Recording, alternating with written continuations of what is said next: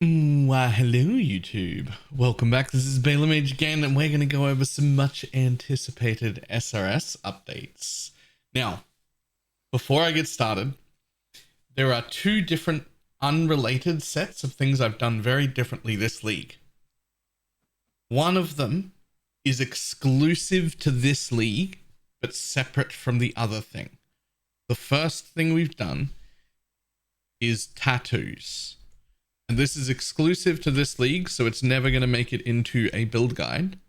But for this league and this league only, we can use Supreme Ostentation, which is a Caspiro Elegant Hubris.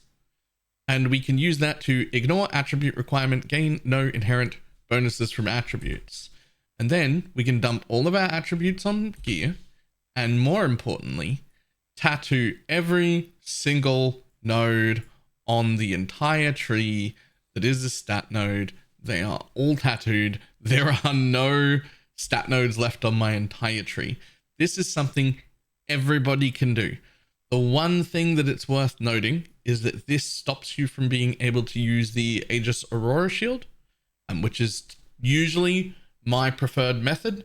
So we're defaulting back to either a crafted heal on block shield or the surrender if you're looking for a unique if you do this. So that's one change. Another change that I made this league is because I had to give up Aegis Aurora, I decided I still wanted to get all my auras on, and I wanted to do that, but I couldn't afford an Ools this league. So I ended up crafting this, which is a craft process for sure. Because we needed the 30% RMR and the life gain on block, and I needed block chance, which is insane. But getting those together and moving my haste, determination, and tempest shield into the shield let me move my divine blessing and malevolence out, which I now have with the feeding frenzy stone golem. This is where determination and tempest shield used to be. So that's where my Divine Blessing Malevolence is, and now I've got all my auras on without buying an Ools, without buying an Ashes. I was just able to keep wearing the Jinx Juju, which is actually very, very strong. And because we don't need stats on it, I was able to, for one single Divine, pick up an all-res +1 max res implicit. Tons of different implicits you could pick up if you were doing something like this. So yeah, that's how that was done. So this important thing to know here is that this specific change where I'm using this shield does get the extra aura on, but if it's more confusing or more expensive at the time, this is just another avenue to get this to the same outcome. Using an Ools to get your extra aura is just as valid as using this shield to get your extra aura. The goal of these changes was just to get one more aura fit in, to get your haste on permanently so that you could blessing malevolence, get a lot more damage, a lot more quality of life, and a lot more speed. So that's what we went with. Okay, so the shield fitting in the extra aura, that's an everything option. That's another way to do it. But tattoos, let's go over them. I think tattoos are cracked. I think this is for every build I make the rest of the league. I am probably putting a Supreme Ostentation jewel in every single build I make for the rest of the league, because I just want to tattoo my entire tree. So I have pulled it up in Path of Building, which is right here. We are. So this is my Path of Building. I will link it in the description, but it has all of the tattoos on it.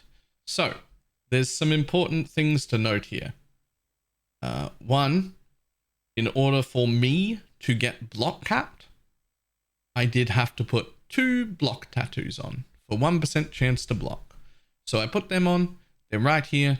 They only go on strength nodes, so I could have put a third one here if I needed it, but I reached 75, so I just put % armor on. Strength is, other than block, not that great for us specifically. Luckily, everything else is, and we've got barely any strength nodes. So the first thing is we've got to point out this section right here, where in the past we were using a green nightmare. There is another version of the nightmare. I think it's the red one. I can't remember which one, but there's another nightmare that gives block and another nightmare that gives spell block. So if you're not going suppression, you could use either one of them depending on what your deficit is and whether you need a bunch more spell block or a bunch more block, and you can do the same trick. So what this thing does is passives granting cold resistance or all resistance in radius also grant chance to suppress spell damage at 70% of its value. So all my int nodes became all res nodes, which means they also give 2 suppress each on top of the suppress I was already getting from here. This is also a 3, and then this was a dex node, so it became 8 cold, so it gives 5 suppress. And now this one jewel socket gives 35% chance to suppress spells. On top of the fact that we weren't using these stats for anything because of Supreme Ostentation, so it's just a bunch of resistances that got added to the build, which has made us look like we're quite well off on the resistance category here as well. So that's really good for suppress or block or spell block in that spot for us.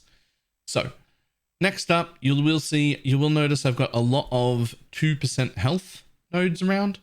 These were the fillers. These were the fallback. When I got all the things I wanted, I filled the rest of the tree out with 2% life nodes just to get our life back up, just because I like it. That's very much just I enjoy trying to have 5k life on this build. I'm not quite there, but I will probably get there in a few levels and a slightly better gear. But I like to try and go for 5k life. You absolutely don't need it. It's so overkill. It's so overkill, but you could pick any tattoos for your fillers. The other important ones is we can get increased effect of non-curse auras from your skills. This is huge. I've been playing around with this for a little bit all day, trying to figure out how much aura effect we should get. And I haven't been able to come up with a definitive answer. But what I have been able to do is I can go to any aura that doesn't have its own individual effect, and I can look at aura effect mod. And so the decision I've made for now, unless it changes, is that what I'm trying to do is reach the next rounding point for Commander of Darkness, because that's the best thing I can come up with in my head. If there's a better mathematical way to figure out what the best breakpoints for aura effect are, and someone else knows it and I don't, please let me know in the comments. I will read all of them. But for now, what I'm doing is going for the next breakpoint of Commander of Darkness. Auras from your skills grant 3% attack and cast speed for you and allies. So because of this game's really shitty rounding, this is happening obviously at 100%, and then at 101 point. So at 1.0 and then 1.34 instead of 1.33, because it's actually 3.3 recurring, which is slightly above 3.3, which it always rounds down. So we're at 1.34 or 1.67 or 2.0. So what I did was I looked at the aura effect that I had in my path of building, and I put enough aura effect nodes on to get to whatever my next breakpoint was in my build. For me, that was 1.67. That got me to that next attack and cast speed breakpoint, which is where I stopped. If I had enough points to push it to 2, I would have done that. Absolutely. Hands down would have done that. Get the next breakpoint. Would be great. That's what I've gone with for now. Also, it does just generically buff our haste and malevolence and envy and determination and everything else too. So it is quite nice. The one other option, the one other thing that I've done that I thought was really cool was this guy. Loyalty Tattoo of Clovia. I think this was only 1 or 2 chaos. Basically, all this guy does is when you block damage, either block or spell block, from a unique enemy, for 12 seconds, you gain an extra 5% life on block and on 5% mana on block, which we don't use, and 5% energy shield on block, which will recover our energy shield nicely.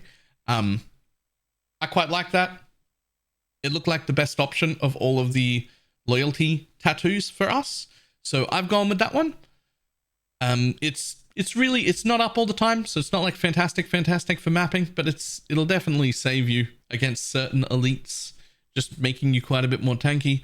I also did throw a few minion life jewels on just because I'm paranoid about Bob dying, but to be honest, I should probably replace those with just more 2% life nodes. But the important part isn't that any one tattoo is very strong or very overpowered. It is indeed not. Each individual tattoo, quite small actually, quite small. What's quite strong is when you cover your entire tree in tattoos and you just don't have stat nodes anymore. I think this is cracked. I'm going to be using it for all my skills moving forward.